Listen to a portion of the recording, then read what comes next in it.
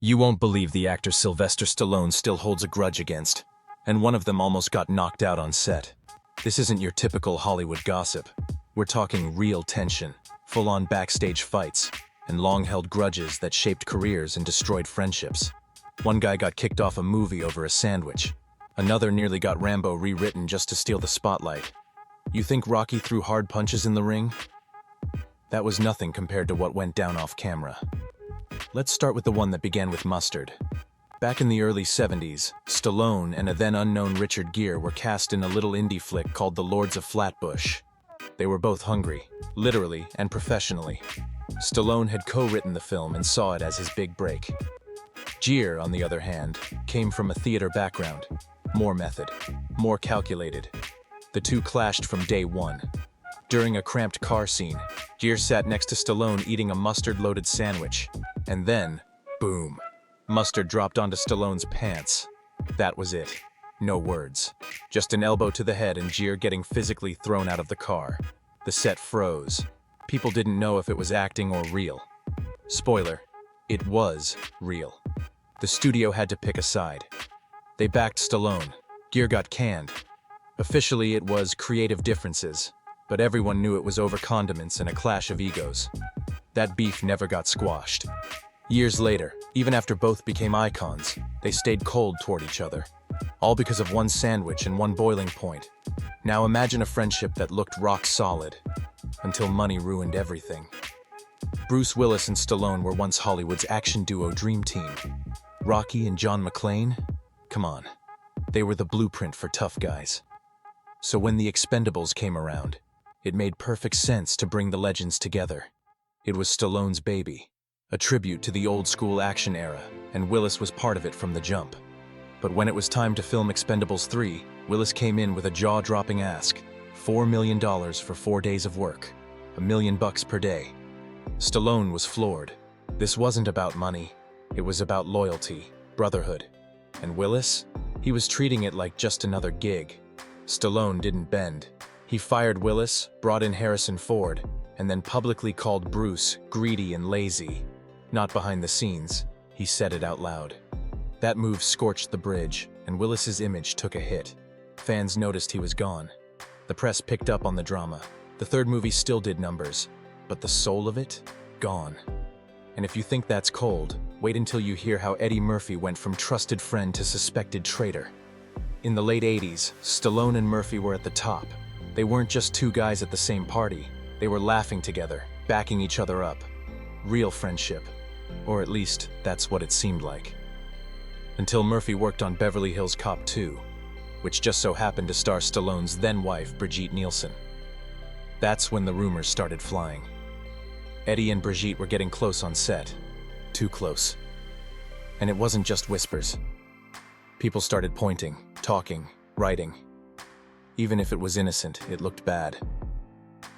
And in a town like Hollywood, how it looks often matters more than what it actually is. Stallone didn't ignore it. He called Eddie directly. No manager, no publicist. Just one man calling another with one brutal question. "What's going on between you and Sasha?" Eddie denied everything. Swore nothing happened. But by then, the damage was done. Stallone didn't believe it. Or maybe couldn't. The trust cracked. The friendship collapsed.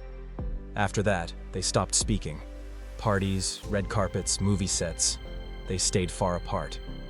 That bond, gone. Looking back, Murphy even said he wished things hadn't ended that way. But in a business where everyone's watching, trust is hard to rebuild, especially when your personal life becomes tabloid bait. Now buckle up, because this next one, it nearly blew up Rambo before the franchise even started. When First Blood was in production, Stallone had a clear vision. Rambo wasn't just another action hero. He was broken, a veteran struggling to find his place. Stallone wanted heart, not just gunfire. Enter Kirk Douglas, a Hollywood legend, cast as Colonel Troutman. Problem was, Douglas wanted to change the ending. In the original book, Rambo dies. Douglas insisted the movie should follow suit. Not suggest, not maybe, demand. Because that ending gave him the emotional finale. He even brought his own rewrites to set. Stallone and director Ted Kotcheff weren't having it. This wasn't just about one scene, it was about the whole tone of the movie. After weeks of tension and Douglas refusing to budge, they told him to leave. And he did. Enter Richard Crenna, who stepped in last minute and absolutely nailed the role. That change saved the movie, gave it warmth, depth, and opened the door for sequels. If Douglas had stayed, Rambo would have ended with a bullet, and probably no franchise. And now, for the most iconic Hollywood feud of them all, Arnold Schwarzenegger.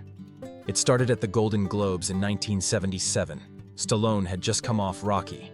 He thought it was his night. Instead, Arnold, the new guy in town, won New Star of the Year and, according to Stallone, spent the whole evening laughing every time Rocky lost. Stallone got so mad he threw a bouquet of flowers at Arnold's head. Seriously, that moment lit the fuse. For the next 15 years, it was an ego arms race. Stallone dropped Rocky IV. Arnold answered with Predator. Rambo got bigger guns. Arnold got bigger everything. They took shots at each other in movies. Stallone beat up an Arnold lookalike in Tango and Cash. Arnold mocked a Rambo poster in Twins. But the real masterstroke? That was Arnold's prank with Stop, or My Mom Will Shoot. He tricked Stallone into taking the lead in one of the worst comedies ever made, by pretending he wanted the part. Stallone jumped at it, and the rest is painful box office history. Eventually, both of their careers hit comedy speed bumps. Stallone had his flops. Arnold had Junior. It humbled them. And funny enough, that's what finally brought them together. They teamed up later in life, poked fun at the rivalry, and became friends. In the end, these grudges weren't just gossip. They shaped some of the biggest movies of all time. The tension, the competition, the ego clashes, it all pushed them to go harder, aim higher. Sometimes the fire behind the scenes is what makes the magic on screen. If you made it this far, you've got to hit that like button and subscribe for more wild Hollywood stories. And hey, tell us in the comments, who do you think would actually win in a real-life fight? Stallone or Schwarzenegger? See you in the next one.